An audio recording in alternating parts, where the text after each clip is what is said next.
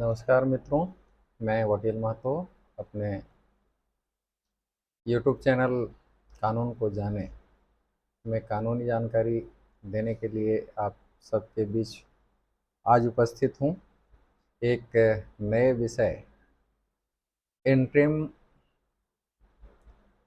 Order या जिसको हम कह सकते हैं स्टे ऑर्डर या हिंदी में कह सकते हैं स्थगन आदेश, इंजंक्शन ऑर्डर, जो सिविल प्रक्रिया संहिता का एक महत्वपूर्ण विषय है। और ये जो इंजंक्शन ऑर्डर होता है, स्थगन आदेश जो होता है, ये दो पक्षों के बीच जब जमीनी विवाद चलता हो, टाइटल सूट या पार्टीशन सूट या जमीन से संबंधित किसी अन्य प्रकार का वाद जब दो पक्षों के बीच चलता है और किसी कारण से कोई पक्ष उस जमीन की प्रकृति में फेरबदल करने का प्रयास करता है, उसको बेचने का प्रयास करता है या उस पर किसी तरह का निर्माण कार्य करने का प्रयास करता है, तो जिस पक्ष को क्षति होने की संभावना होती है वो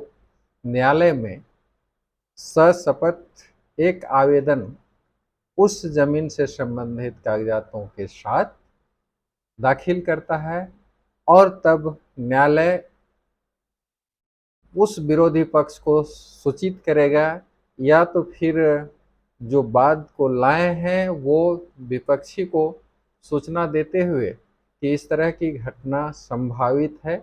और इससे अपूरणीय क्षति होने की संभावना है या उसमें उस जमीन की प्रकृति में बदलाव की संभावना है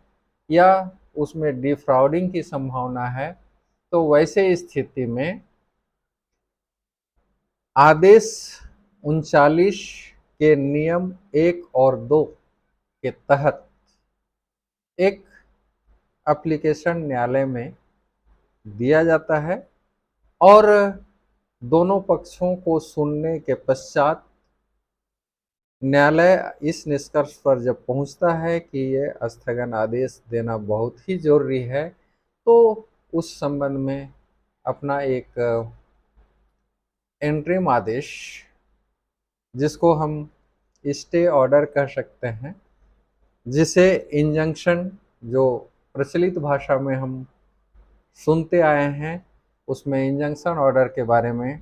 तो वही इंजंक्शन ऑर्डर जो है आदेश 39 नियम 1 और 2 के तहत न्यायालय पारित कर सकेगा और उस जमीन पर उस तरह का आदेश जारी कर संबंधित पक्ष को रोकने का काम करेगा। तो ये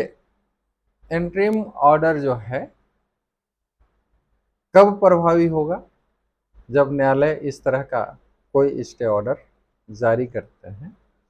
और ऐसा आदेश दो तरह का हो सकता है। एक, इमरजेंसी स्थिति में तत्काल अगर न्यायालय को ये लगता है कि अभी तुरंत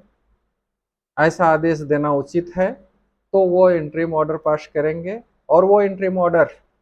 को न्यायालय 30 दिनों के भीतर दोनों पक्षों को सुन करके फिर उस पर अंतिम आदेश पारित करेंगे कि क्या इस पर स्थगन आदेश जारी रखा जाए या नहीं रखा जाए। तो दो तरह का जो आदेश होता है, एक इंटरिम हुआ अंतरिम आदेश और दूसरा है जो परमानेंट, जो उस वाद के चलने तक उस पर आदेश न्यायालय के द्वारा जारी किया जा सकता है। परंतु उनके पक्ष को सुनकर यदि किसी भी तरह का आदेश हुआ हो, चाहे वो अंतरिम आदेश हो चाहे वो पूर्ण स्थगन आदेश हो, पूर्ण स्थगन आदेश जो है वो तभी हटाया जा सकता है जब लगता हो कि उसकी परिस्थिति में कोई परिवर्तन होने की संभावना है, तब फिर उस आदेश में कोई फेरबदल होता है, अन्यथा वो आदेश यथावत रहता है। लेकिन अंतरिम आदेश में फेरबदल 30 दिनों के भीतर किया जा सकता है। वैसे इस तरह का आदेश स्टे ऑर्डर न्यायालय 3 से 4 दिनों के भीतर निपटाते हैं अधिकतम 15 दिनों के भीतर, क्योंकि ये इमरजेंसी केस में लाया जाता है, इसलिए इसको निपटाने की जो प्रक्रिया है वो त्वरित होती है। और जो आवेदन दिया जाता है उस आवेदन में उस जमीन से संबंधित फोटोग्राफ्स, उस जमीन से संबंधित डीड, खतियान या अन्य जो भी कागजात पक्षकार के पास होता है वो उसमें सब देना पड़ता है। और जब दोनों पक्ष का बहस सुनने के बाद न्यायालय को लगता है कि इस पर अंतरिम आदेश या पूर्ण आदेश स्टे का देना है तो वो देते हैं। तो नियम 1 और 2 आदेश 39 के तहत सिविल प्रक्रिया संहिता में इस प्रावधान को रखा गया है। और यदि कोई पक्ष जिनके विरुद्ध में ये स्थगन आदेश लाया गया हो फिर भी वो न्यायालय के आदेश को नहीं मान रहे हैं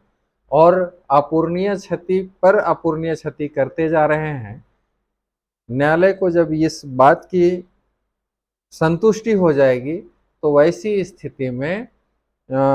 ऑर्डर 39 रूल 1 और 2 में जो अंतरिम आदेश या पूर्ण आदेश जो पास